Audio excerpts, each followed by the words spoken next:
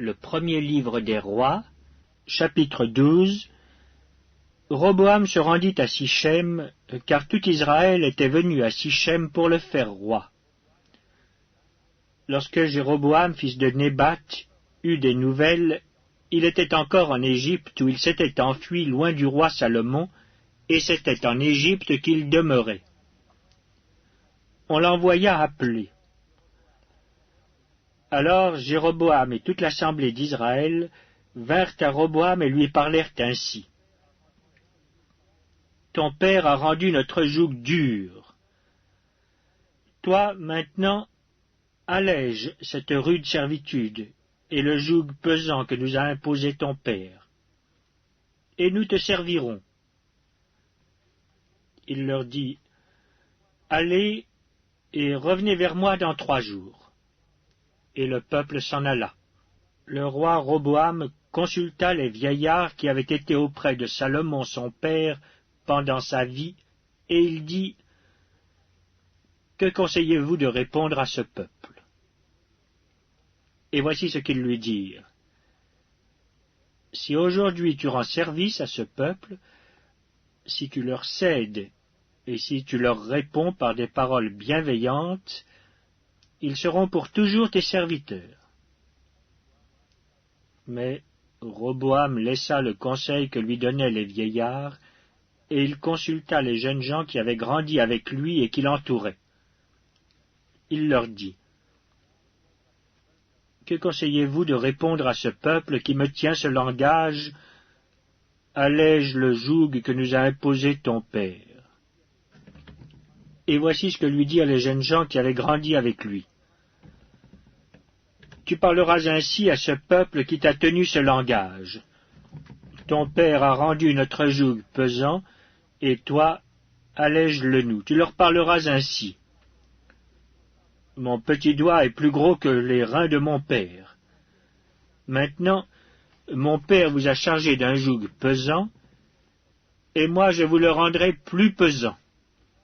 Mon père vous a châtié avec des fouets, et moi je vous châtierai avec des scorpions. Jéroboam et tout le peuple vinrent à Roboam le 3e jour, suivant ce qu'avait dit le roi. Revenez vers moi dans 3 jours. Le roi répondit durement au peuple. Il laissa le conseil que lui avaient donné les vieillards, et il leur parla ainsi d'après le conseil des jeunes gens. Mon père a rendu votre joug pesant, et moi je vous le rendrai plus pesant.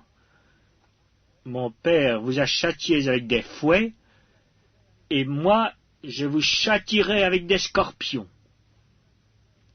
Ainsi le roi n'écouta point le peuple, car cela fut dirigé par l'Éternel, en vue de l'accomplissement de la parole que l'Éternel avait dite par Achija de Silo à Jéroboam, fils de Nébat.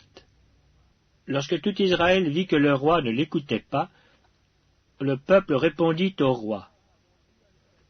Quelle part avons-nous avec David? Nous n'avons point d'héritage avec le fils d'Isaïe. À tes tentes, Israël. Maintenant, pourvois à ta maison, David. Et Israël s'en alla dans ses tentes. Les enfants d'Israël qui habitaient les villes de Juda furent les seuls sur qui régna Roboam. Alors le roi Roboam envoya Adoram qui était préposé sur les impôts. Mais Adoram fut lapidé par tout Israël, et il mourut. Et le roi Roboam se hâta de monter sur un char pour s'enfuir à Jérusalem. C'est ainsi qu'Israël s'est détaché de la maison de David jusqu'à ce jour. Tout Israël, ayant appris que Jéroboam était de retour, ils l'envoyèrent appeler dans l'assemblée, et ils le firent roi sur tout Israël. La tribu de Juda fut la seule qui suivit la maison de David. Roboam, arrivé à Jérusalem, rassembla toute la maison de Juda et la tribu de Benjamin, 180 000 hommes d'élite propres à la guerre, pour qu'ils combattissent contre la maison d'Israël, afin de la ramener sous la domination de Roboam, fils de Salomon. Mais la parole de Dieu fut ainsi adressée à Shemaja, homme de Dieu. Parle à Roboam, fils de Salomon, roi de Juda, et à toute la maison de Juda et de Benjamin, et au reste du peuple. Et dis-leur, ainsi parle l'Éternel.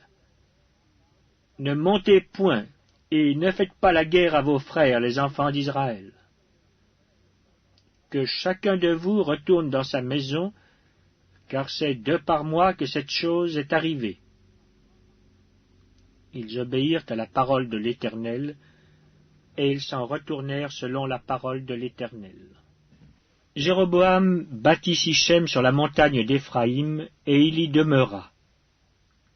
Puis il en sortit et bâtit Pénuel.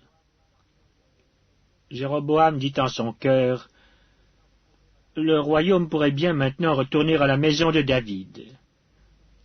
Si ce peuple monte à Jérusalem pour faire des sacrifices dans la maison de l'Éternel, le cœur de ce peuple retournera à son Seigneur, à Roboam, roi de Juda, et ils me tueront, et retourneront à Roboam, roi de Juda. » Après s'être consulté, le roi fit 2 veaux d'or, et il dit au peuple, « Assez longtemps vous êtes montés à Jérusalem. Israël, voici ton Dieu qui t'a fait sortir du pays d'Égypte. » Il plaça l'un de ses veaux à Béthel, et il mit l'autre à Dan. Ce fut là une occasion de péché. Le peuple alla devant l'un des veaux jusqu'à Dan. Jéroboam fit une maison de haut lieu, et il créa des prêtres pris parmi tout le peuple et n'appartenant point aux fils de Lévi. Il établit une fête au 8e mois, le 15e jour du mois, comme la fête qui se célébrait en Juda, et il offrit des sacrifices sur l'autel. Voici ce qu'il fit à Béthel, afin que l'on sacrifiât au veau qu'il avait fait. Il plaça à Béthel les prêtres des hauts lieux qu'il avait élevés, et il monta sur l'autel qu'il avait fait à Béthel, le 15e jour du 8e mois qu'il avait choisi de son gré. Il fit une fête pour les enfants d'Israël, et il monta sur l'autel pour brûler des parfums.